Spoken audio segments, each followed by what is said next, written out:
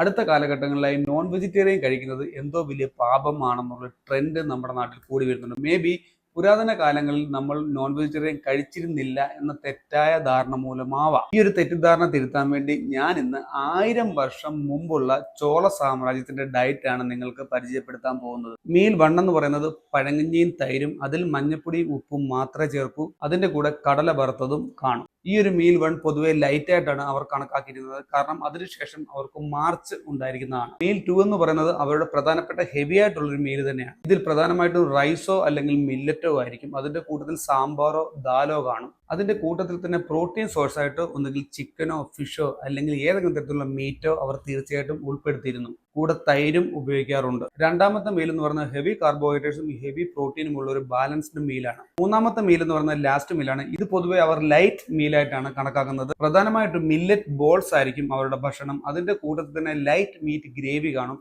അതിന്റെ കൂട്ടത്തിൽ ഉണക്ക ഇറച്ചിയോ അല്ലെങ്കിൽ ഉണക്ക മീനോ കാണും. കൂട്ടത്തിൽ സ്പൈസസ് ആഡ് ചെയ്ത സലാഡ്സ് കാണും. അതിന്റെ കൂട്ടത്തിൽ എല്ലാ മീലിനും അവർ തീർച്ചയായിട്ടും ബട്ടർ മിൽക്ക് ഉപയോഗിക്കുമായിരുന്നു. ഈ മീലിലും ബട്ടർ മിൽക്ക് ഉണ്ട്. മധുരത്തിന് വേണ്ടി അവർ കൂടുതലായിട്ടും ഉപയോഗിക്കുന്നത് ശർക്കരയായിരുന്നു. അവരുടെ പ്രധാന കാർബോഹൈഡ്രേറ്റ് സോഴ്സ് എന്ന് പറയുന്നത് റൈസോ അല്ലെങ്കിൽ മില്ലറ്റോ ആണ്. അവരുടെ ഡൈജഷൻ സ്മൂത്ത് ആക്കാൻ വേണ്ടി ബട്ടർ മിൽക്ക് ധാരാളമായിട്ട് ഉപയോഗിച്ചു. അതുപോലെ ഗീയും ഉപയോഗിച്ചിരുന്നു. പ്രധാന പ്രോട്ടീൻ സോഴ്സ് ആയിട്ട് അവർ കണ്ടിരുന്നത് മീറ്റ് തന്നെയാണ്, ഇറച്ചിയാണ്. റിവർ സൈഡിലാണ് ജോലിയെങ്കിൽ മാത്രം അവർ ധാരാളമായിട്ട് ഫിഷ് ലഭ്യമാണെങ്കിൽ ഫിഷും കഴിച്ചിരുന്നു.